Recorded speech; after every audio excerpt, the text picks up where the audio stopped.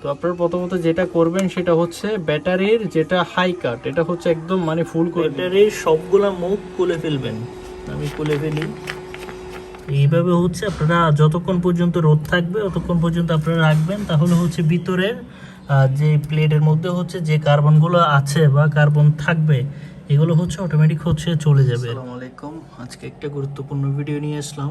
সেটা হচ্ছে আমি আপনাদের কিছুদিন আগে একটা ভিডিও দিয়েছিলাম যেখানে বলছিলাম ব্যাটারি ডিসালফেশন, মানে ব্যাটারি ভালো রাখার জন্য ব্যাটারি ডিসালফেশন অত্যন্ত প্রয়োজন।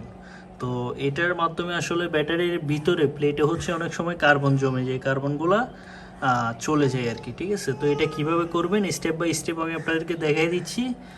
প্রথমত যেটা প্রয়োজন হবে আপনাদের মোটামুটি রোদ টাকা লাগবে। তো আমার হালকা পাতলা রোদ আছে, এই যে এখন হচ্ছে প্রায় 144-45, এটা হচ্ছে উপরের প্যানেল থেকে দুইটা মিলে 175 ওয়াট করে ঢুকতেছে।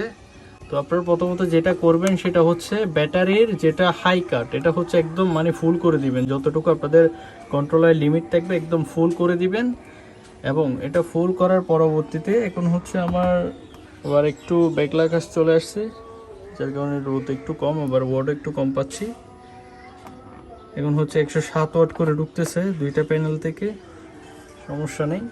এই যে এখন কিন্তু ব্যাটারি একদম বলতে গেলে ফুল চার্জ। তো ব্যাটারি ফুল চার্জ থাকা অবস্থায় এটা ফুল হাই কাট করে দিবেন। এটা হাই কাট করার পরবর্তীতে আপনারা যেটা করবেন সেটা হচ্ছে আপনাদের ব্যাটারির সবগুলা মুখ খুলে ফেলবেন। আমি খুলে ফেলি। ভিডিওটা কিন্তু একটু মনোযোগ দিয়ে দেখেন। এটা করলে আপনাদের ব্যাটারির প্লেটের মধ্যে যে কার্বনগুলো জমে এগুলো হচ্ছে আর জমবে না। তো ব্যাটারি আপনারা লং টাইম ইউজ করতে পারবেন। ঠিক আছে, একটু মনোযোগ দিয়ে দেখেন।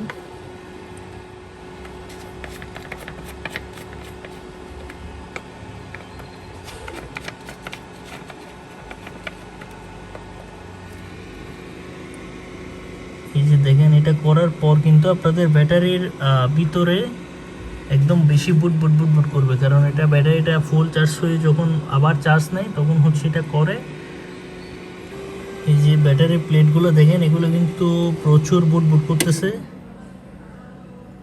তো এইভাবে হচ্ছে আপনারা যতক্ষণ পর্যন্ত রোদ থাকবে ততক্ষণ পর্যন্ত আপনারা রাখবেন, তাহলে হচ্ছে ভিতরের যে প্লেটের মধ্যে হচ্ছে যে কার্বনগুলো আছে বা কার্বন থাকবে এগুলো হচ্ছে অটোমেটিক হচ্ছে চলে যাবে আর কি। তো আপনাদের ব্যাটারির প্লেটও সুস্থ থাকবে, আর প্লেট সুস্থ থাকা মানে অবশ্যই ব্যাটারি সুস্থ থাকা। তো এইভাবে হচ্ছে আপনারা ট্রাই করতে পারেন। আমি কয়েকদিন পর পর, দেখা যাচ্ছে 15 থেকে 20 দিন পর পর এভাবে করি। আলহামদুলিল্লাহ আমার ব্যাটারি অনেক ভালোভাবে চালাইতে পারতেছি। তো এই হচ্ছে অবস্থা।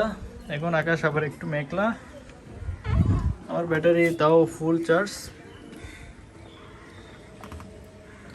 93 ওয়াট করে ঢুকতেছে।